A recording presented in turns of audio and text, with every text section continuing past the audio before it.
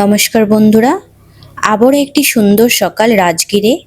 আর আজকের এই সুন্দর সকালে আমরা সকাল সকাল তৈরি হয়ে বেরিয়ে পড়লাম ঘোড়াকাটোরা লেক দেখার উদ্দেশ্যে। আমাদের আজকের ভিডিওর প্রথম গন্তব্য হলো ঘোড়াকাটোরা লেক, আর সেখানে জলের মাঝখানে গড়ে ওঠা সেই অপরূপ সুন্দর বুদ্ধ মূর্তি। ঘোড়াকাটোরা লেক দেখার পর আমরা ঠিক চলে যাব তার পাশেই অবস্থিত বিশ্ব শান্তি স্তূপে। আর হ্যাঁ, আজকের যাত্রার শেষ চমক কিন্তু ঐতিহাসিক নালন্দা বিশ্ববিদ্যালয়ের সেই ধ্বংসাবশেষ।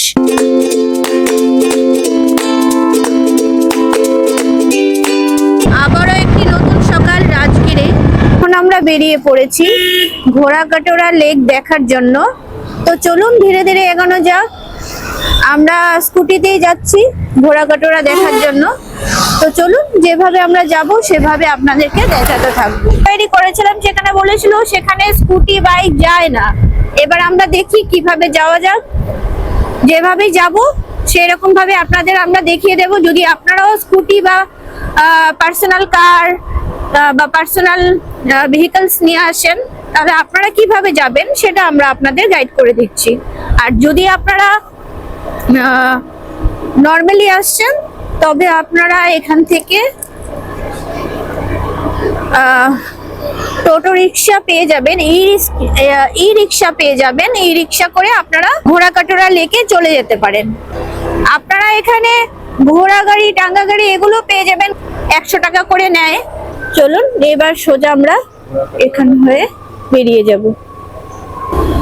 এখানে সকালটায় খুবই সুন্দর, খুবই মনোরম, কিন্তু বেলা বাড়তে এতটা গরম হয়ে যায় যে বলার মতোই না, এতটাই গরম থাকে। তাই আমরা ডিসাইড করলাম সকাল সকালই বেরাবো।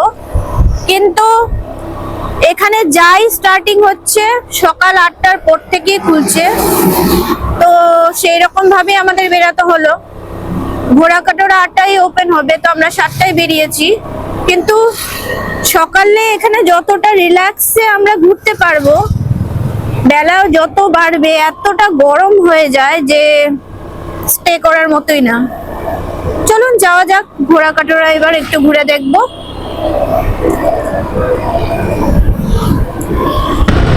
আমাদেরকে বিশ্ব শান্তি স্তূপের রাস্তা হয়ে ঘোড়াকাটোরার জন্য বেরাতে হচ্ছে। বিশ্ব শান্তি স্তূপের রাস্তা ধরেই আমরা সোজা যাব, ঘোড়াকাটোরা দেখবো আগে, তারপর আমরা ব্যাক করে এসে দেখব বিশ্ব শান্তি স্তূপ। তো চলুন ধীরে ধীরে এগাই ঘোড়াকাটোরার দিকে। যতটা স্কুটি অ্যালাউড থাকবে ততটাই যাব। এখন আমরা বলতে পারছি না স্কুটি অ্যালাউড আছে কি নেই, কিন্তু যে দোকানটায় চা খেয়েছিলাম উনি বলল যে স্কুটি নিয়ে আপনারা যেতে পারেন। কিন্তু যেখানে আমরা অন্য জায়গায় কোয়েরি করেছিলাম সেখানে বলেছিল সেখানে স্কুটি বাইক যায় না। এবার আমরা দেখি কিভাবে যাওয়া যাক। যেভাবে যাব সেরকম ভাবে আপনাদের আমরা দেখিয়ে দেব। যদি আপনারাও স্কুটি বা পার্সোনাল কার বা পার্সোনাল ভেহিকলস নিয়ে আসেন, তাহলে আপনারা কিভাবে যাবেন সেটা আমরা আপনাদের গাইড করে দিচ্ছি। আমরা এখন দাঁড়িয়ে রয়েছি বিশ্ব শান্তি স্তূপের পার্কিং জোনে। এখানে আমাদেরকে, আপনারা যারা গাড়ি বাইক নিয়ে আসবেন, এখানে আপনাদেরকে পার্কিং করে যেতে হবে। আমরা এখানে আমাদের স্কুটি পার্কিং করে নিয়েছি। এবার আমরা ধীরে ধীরে এগিয়ে যাব ই রিক্সার জন্য। ওখান থেকে ই রিক্সা নিয়ে যাব ঘোড়াকাটোরা দেখার জন্য। চলুন ধীরে ধীরে এগোনো যাক। এখানে আপনারা বাস, কার, বাইক সবই পার্কিং করতে পারবেন। এই জায়গাতেই আপনাদের পার্কিং করে এগিয়ে যেতে হবে। এটা পুরোটা পার্কিং জোন আছে। এবার আমরা ধীরে ধীরে এগিয়ে যাচ্ছি এই রিক্সার জন্য।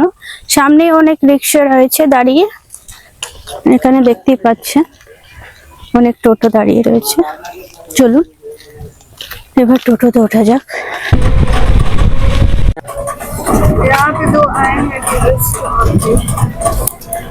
তো আমরা এখন বসে পড়লাম ঘোড়াকাটোরার উদ্দেশ্যে।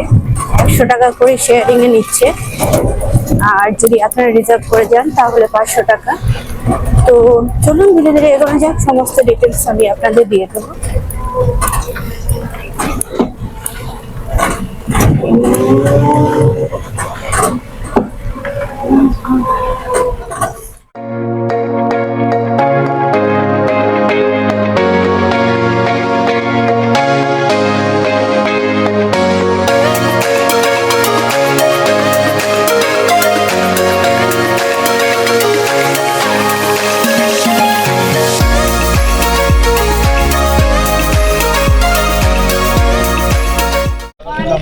আমরা এখন দাঁড়িয়ে রয়েছি ঘোড়াকাটোরা লেকের সামনে।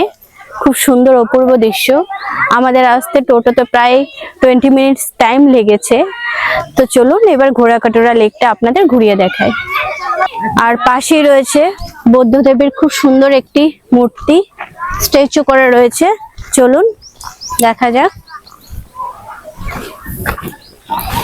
এই লেকে বোটিং করারও সুবিধা রয়েছে, কিন্তু আমরা সবার ফার্স্ট চলে এসেছি, তাই যারা বোটিং করায় ওরা এখনো এসে পৌঁছায়নি। শোনা যায় যে আগে এই জায়গার মহারাজাদের যে ঘোড়া এখানেই এসে রেস্ট করতো, এখান থেকেই জল খেত।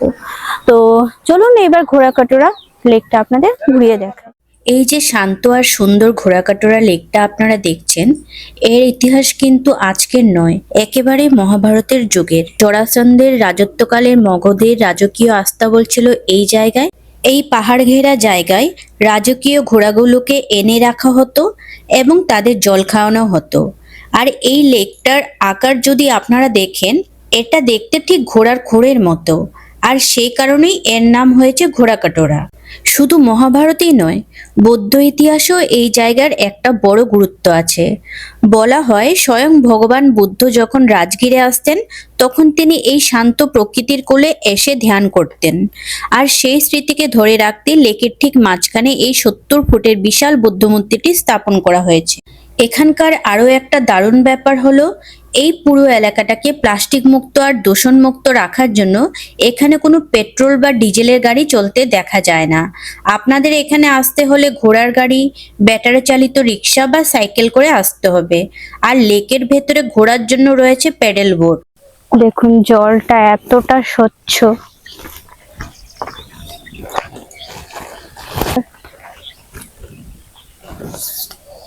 খুব সুন্দর পরিবেশ।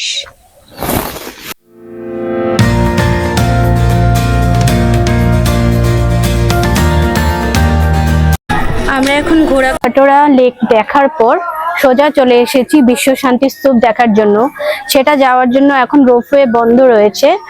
প্রায় 500 খানা সিঁড়ি চড়ে উপরের দিকে যেতে হবে। আর এই বিশ্ব শান্তি স্তূপটি রয়েছে গন্ধকুট পর্বতে। চলুন ধীরে ধীরে আমরা সেই পাহাড়ের উপরে উঠবো আর বিশ্ব শান্তি স্তূপটা ঘুরে দেখবো। চলুন যাওয়া যাক, এদিক হয়ে সোজা আমরা বেরাবো।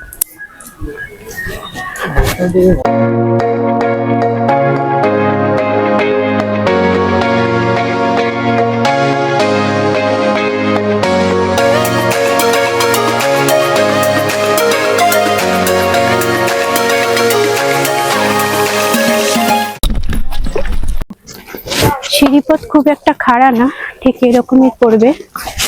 500 খানা সিঁড়ি রয়েছে। চলুন ধীরে ধীরে এগিয়ে যাই।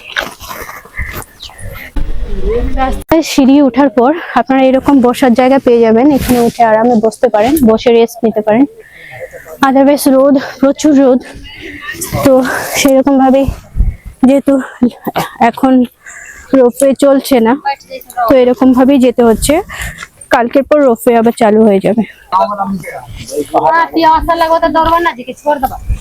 এতটা প্রায় 20 মিনিট টাইম লেগেছে আমাদের। এতটাই গরম, এতটাই গরম। চলে এসছে, আর 2 মিনিটেরই রাস্তা রয়েছে। সামনেই রয়েছে সিঁড়ি, এই সামনেই, এখান থেকে দেখা যাচ্ছে শান্তি স্তূপ। ওটা দর্শন করব, করে আমরা ধীরে ধীরে রিটার্ন করব। চলুন এবার আপনাদের শান্তি স্তূপে খুব সুন্দর একটা দৃশ্য দেখাচ্ছি। ফার্স্ট ভিউ অফ শান্তি স্তূপ সামনের থেকেই। চলুন, লাস্ট সিঁড়ি চড়া। এখানে কোনো রকম আপনারা ঘোড়া, পালকি কিচ্ছু পাবেন না, কোনো কিছুই পাবেন না। রোপওয়ে ছিল, যেটা বর্তমানে বন্ধ রয়েছে। রোপওয়েটা আবার কালকে থেকে স্টার্ট হবে। এখানে বর্তমানে রাজগিরে এতটাই গরম যে সব কিছু 12টার সাথে সাথে বন্ধ করছে। এটা মোটামুটি 8টা থেকে বিকেল 5টা পর্যন্ত খোলা থাকে।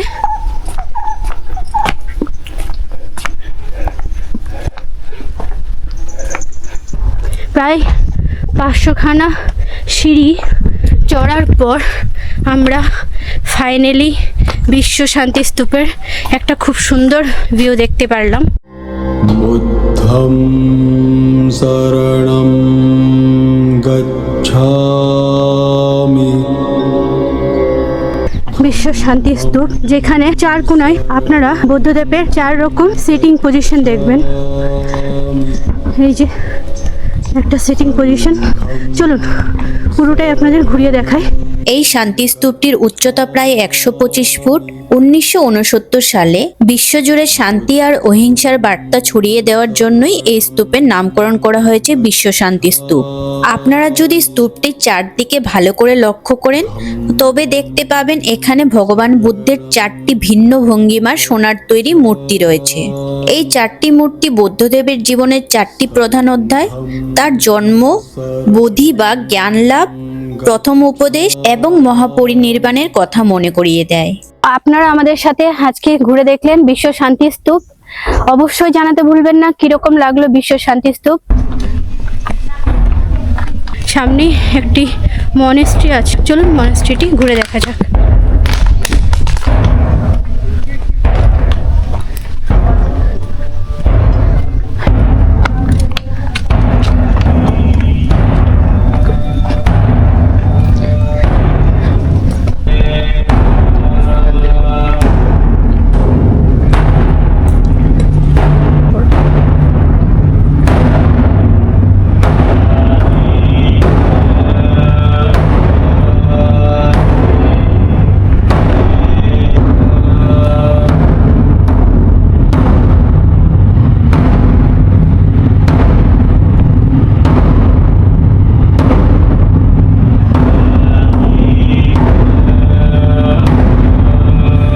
মনেস্ট্রিটা ভেতরটা আপনাদের দেখালাম।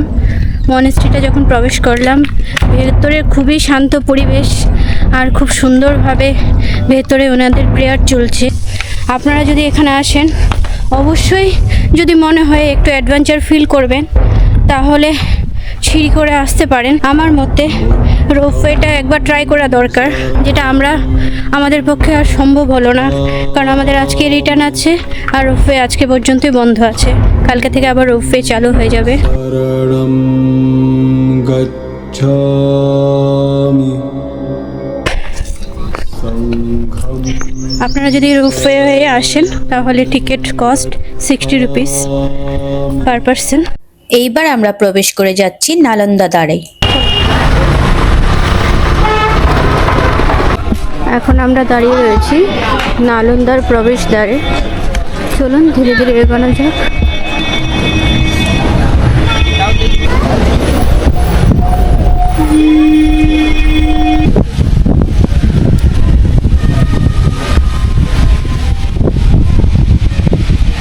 আমরা এখন এন্ট্রি করে গেছি নালন্দার ভেতরে। নালন্দাতে এন্ট্রি করতে আমাদের টিকিট কস্ট পড়েছে 40 রুপিস পার পারসন। চলুন এবার ধীরে ধীরে ভেতরের দিকে প্রবেশ করা যাক। আজ থেকে প্রায় 1500 বছর আগে, যখন পৃথিবীর বুকে আধুনিক শিক্ষার কোনো ধারণাই ছিল না, তখন এই মাটিতেই বসে দেশ বিদেশের হাজার হাজার শিক্ষার্থী দর্শন, বিজ্ঞান আর আধ্যাত্মিকতার পাঠ নিতেন। ধীরে ধীরে আমরা এগিয়ে যাই নালন্দা ক্যাম্পাসের ভেতরের দিকে। ভেতরে প্রবেশ করেই প্রথমেই আমরা এসে পৌঁছালাম বিহার সংখ্যা 5 নম্বরে। এই মঠটার স্থাপত্য কিন্তু বাকি মঠগুলোর থেকে বেশ কিছুটা আলাদা। এই 5 নম্বর মঠটি কিন্তু স্বাধীন কোনো আলাদা বিল্ডিং ছিল না, এটি এর ঠিক পাশে থাকা 4 নম্বর মঠের সাথে একদম জুড়ে ছিল। 4 নম্বর মঠের দক্ষিণ পূর্ব কোণ থেকে একটা বড় সিঁড়ি সোজা এই 5 নম্বর মঠের সাথে এসে যুক্ত হয়েছে, অর্থাৎ দুটো মঠের ছাত্ররা একে অপরের সাথে সরাসরি যোগাযোগ করতে পারত। সবচেয়ে মজার বিষয় হলো এখানকার ঘরের ডিজাইন। সামনের সারির ঘরগুলো থেকে সরাসরি বারান্দায় আসা যেত, কিন্তু পেছনের সারির ঘরগুলো কোনো দরজা সরাসরি বাইরে খোলার উপায় ছিল না। পেছনের ঘরে যেতে হলে সামনের ঘরের ভেতর দিয়ে যেতে হতো। হয়তো নিরাপত্তার কারণে বা বিশেষ কোনো সন্ন্যাসীদের থাকার জন্য এই গোপন বা অদ্ভুত ডিজাইন করা হয়েছিল। এই বিহার সংখ্যা 5টি ঘুরে দেখার পর আমরা ধীরে ধীরে এগিয়ে চললাম সামনের দিকে। এইবার আমরা ধীরে ধীরে এসে পৌঁছালাম বিহার সংখ্যা 1 নম্বরে। নালন্দা খনন কার্যের সময় যতগুলো বৌদ্ধ বিহার বা মঠ পাওয়া গেছে, তার মধ্যে এই 1 নম্বর বিহারটি সবচেয়ে তাৎপর্যপূর্ণ ও বড়। এটি ছিল নালন্দা বিশ্ববিদ্যালয়ের একটি প্রধান আবাসিক ও শিক্ষা কেন্দ্র। এই বিশাল বিহারটি একেবারে তৈরি হয়নি। ইতিহাসবিদদের মতে এটি খ্রিস্টীয় ষষ্ঠ এবং সপ্তম শতাব্দীতে প্রথম তৈরি শুরু হয় এবং পরবর্তীকালে দেবপাল দেবের সময় পর্যন্ত একেবারে 9টি স্তরে একের পর এক পুনর্নির্মাণ ও সংস্কারের কাজ চলেছে। এর চারপাশ জুড়ে ছিল চওড়া বারান্দা এবং সেই বারান্দার পেছনে ছিল সারিবদ্ধ ছোট ছোট ঘর, যেখানে বৌদ্ধ ভিক্ষু ও ছাত্ররা থাকতেন এবং পড়াশোনা করতেন। এইবার আমরা এসে পৌঁছালাম নালন্দার মন্দির সংখ্যা 3 নম্বরে। এটি পুরো নালন্দা কমপ্লেক্সের সবচেয়ে উঁচু এবং গুরুত্বপূর্ণ স্থাপনা। এটি একেবারে তৈরি হয়নি। এটি প্রায় কয়েক শতাব্দী ধরে 7টি ভিন্ন ভিন্ন সময়ে একের পর এক স্তরে পুনর্নির্মাণ করা হয়েছে। অর্থাৎ পুরনো স্তূপটি যখন নষ্ট বা ক্ষতিগ্রস্ত হতো তখন সেটিকে না ভেঙে তার চারপাশ দিয়ে এবং উপর দিয়ে নতুন করে আরো বড় স্তূপ তৈরি করা হতো। বর্তমানে আমরা বাইরে থেকে যে অংশটি দেখি সেটি হলো এর সপ্তম বা সর্বশেষ স্তর। নালন্দা 3 নম্বরের মন্দিরের ঠিক সামনে দাঁড়িয়ে একটি অসাধারণ দৃশ্য আমাদের চোখে পড়ে। প্রাচীনকালে নালন্দা বিশ্ববিদ্যালয়ে যখন দূর দূরান্ত থেকে বৌদ্ধ ভিক্ষু, পর্যটক, পণ্ডিত বা রাজন্যবর্গ আসতেন, তখন তারা নিজেদের মানত বা ইচ্ছা পূরণের উদ্দেশ্যে এবং বুদ্ধের প্রতি শ্রদ্ধা জানাতে এই ছোট ছোট স্তূপগুলি তৈরি করতেন। কিছু স্তূপের ভেতরে প্রাচীন লিপিতে বৌদ্ধ মন্ত্র বা বুদ্ধের ছোট ছোট মূর্তিও পাওয়া গেছে। একটু ভালো করে লক্ষ্য করলেই দেখতে পাবেন এখানে কোনো স্তূপই কিন্তু এক মাপের বা এক নকশার নয়। কোনোটি চারকোনা, কোনোটি বৃত্তাকার, আবার কোনোটির গায়ে প্রাচীন কারুকাজ করা। আজ আমরা যে নালন্দার ধ্বংসাবশেষের সামনে দাঁড়িয়ে আছি তা এক সময় ছিল গোটা পৃথিবীর গর্ব, কিন্তু দ্বাদশ শতাব্দীর শেষ ভাগে তুর্কি খিলজি বংশের সেনাপতি বখতিয়ার খিলজির এক নির্মম আক্রমণে স্তব্ধ হয়ে যায় এই পবিত্র জ্ঞানপীঠ। এখানকার বিখ্যাত লাইব্রেরিতে যখন আগুন লাগিয়ে দেওয়া হয়েছিল তখন লাখ লাখ অমূল্য বই আর পাণ্ডুলিপি টানা 3 থেকে 6 মাস ধরে দাও দাও করে পুড়েছিল। যে নালন্দা সারা পৃথিবীকে শিক্ষার আলো দেখিয়েছিল, মানুষের অন্ধ অহংকার আর ক্ষমতার লোভ তাকে চিরকালের মতো ধ্বংসস্তূপে পরিণত করলো। আজ যদি সেই বইগুলো বেঁচে থাকতো তবে হয়তো আমাদের আজকের পৃথিবীটা আরো উন্নত, আরো অন্যরকম হতো। মানুষের তৈরি এই ধ্বংসলীলা আমাদের মনে করিয়ে দেয়, জ্ঞান তৈরি করতে শত শত বছর লেগে যায়, কিন্তু তা ধ্বংস করতে লাগে মাত্র একটা মশাল।